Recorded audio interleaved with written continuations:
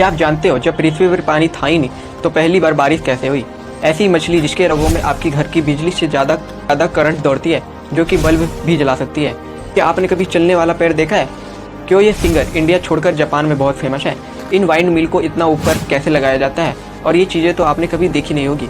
तो आज की वीडियो बहुत ही इंटरेस्टिंग होने वाली है। तो शुरू करने से पहले आपने हमारे चैनल को सब्सक्राइब नहीं किया होगा तो सबसे पहले आप हमारे चैनल को सब्सक्राइब करें। तो चलिए, नंबर 1, ये इलेक्ट्रिक ईल है जिसे छूते ही आपको 852 वोल्ट का इलेक्ट्रिक करंट लगेगा, जो कि आपके घर में लगे सॉकेट से 3 गुना ज़्यादा होता है।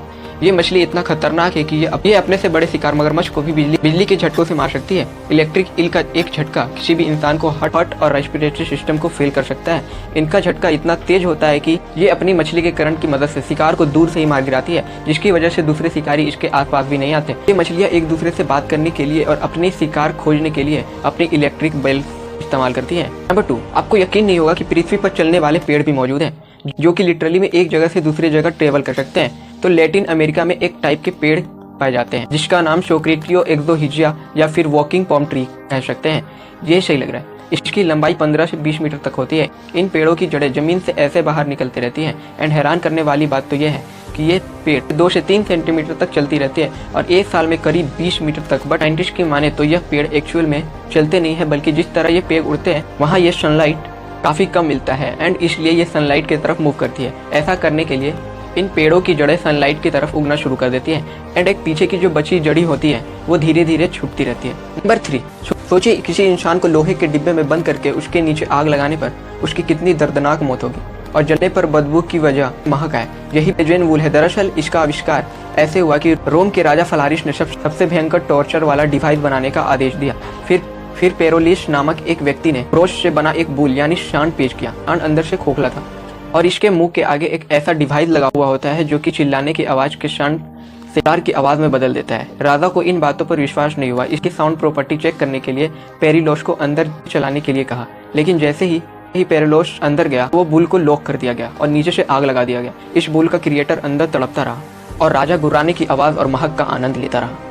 नंबर 4, ये वीडियो देखो जिसमें यह बच्चा मेन होल में पटाखा फेंकता है। तब ये एक बड़ा धमाका होता है जिसमें 120 किलो के सब मेन होल कवर हवा में उड़ जाते हैं। दरअसल ये पटाखे का कमाल नहीं है, बल्कि सीवेज में इंसानों के निकले वेस्ट का कमाल है, जो कि डिस्कम्पोज होने पर हाइड्रोजन और मीथेन गैस रिलीज करते हैं और फिर जैसे ही इन्हें कोई छोटी सी चिंगारी या स्पार्क मिलती है तो ये एक्सप्लोज होकर मेन होल कवर को 50 फीट हवा में उड़ा सकती है। इस फेनोमेना का मेन होल इवेंट कहते हैं, जिसका मिस्ट मीटर्स ने भी ट्राई किया था और मेन होल कवर को 100 फीट हवा में उड़ा दिया था। नंबर 5, यह है सरबजीत सिंह चड्ढा, जो कि एक फेमस सिंगर है, पर यह पंजाबी या हिंदी नहीं बल्कि जापानीज गाना गाते हैं।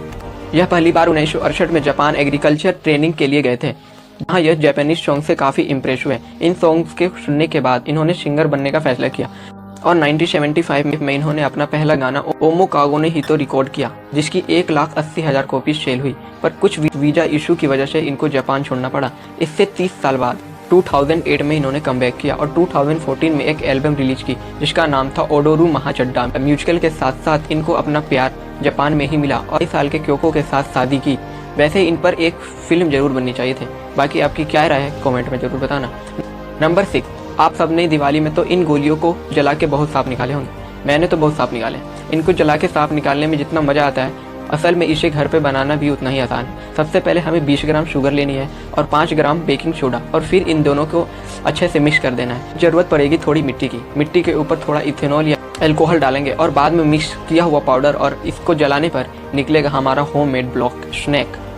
नंबर 7, क्या आप जानते हैं कि जब पृथ्वी पर पानी था ही नहीं तो पहली बार बारिश कैसे हुई? दरअसल आज से लगभग 4 अरब साल पहले पृथ्वी का जन्म हुआ था। जन्म के बाद बहुत सारे उल्कापिंड यानी मेटियोराइट्स जब धरती से टकरा रहे थे, उन्हीं उल्कापिंडों में से किसी एक में पानी था और यही पानी जमकर चट्टानों के अंदर समा गया और टाइम के साथ साथ पृथ्वी के टेक्टोनिक खुलने की वजह से पृथ्वी पर ज्वालामुखी फटने लगा। ज्वालामुखी की गर्मी की वजह से चट्टानों में जमा हुआ पानी वेपर्स के रूप में अर्थ के एटमॉस्फेयर में जमा हो गया और कुछ सालों बाद जब पृथ्वी ठंडी हुई तब बादलों में जमा हुआ वेपराइज्ड वाटर अर्थ पर बारिश के रूप में गिरने लगा। और यह बारिश 1 या 2 दिन नहीं बल्कि यह घनघोर बारिश धरती पर लगभग 10 सालों तक चलती रही।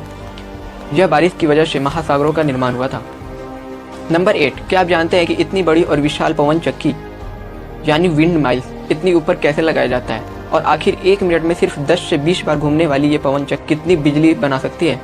चलिए जानते हैं। दोस्तों, इतनी भारी भरकम पवन चक्की यानी विंड माइल आदि तूफान से तेज घूमने की वजह से टूट न जाए, इसलिए इन्हें ऐसा डिजाइन किया जाता है कि वो धीरे धीरे घूमें। आपको जानकर हैरानी होगी कि इसकी एक ब्लेड की लंबाई 400 फीट तक होती है। इन ब्लेड को लगाना बहुत मुश्किल काम है। इन्हें साइड तक पहुंचाने के लिए एक स्पेसिफिक टाइप को ट्रक का इस्तेमाल किया जाता है। फिर इन्हें आपस में जोड़कर क्रेन के ऊपर ले जाकर शेयर किया जाता है।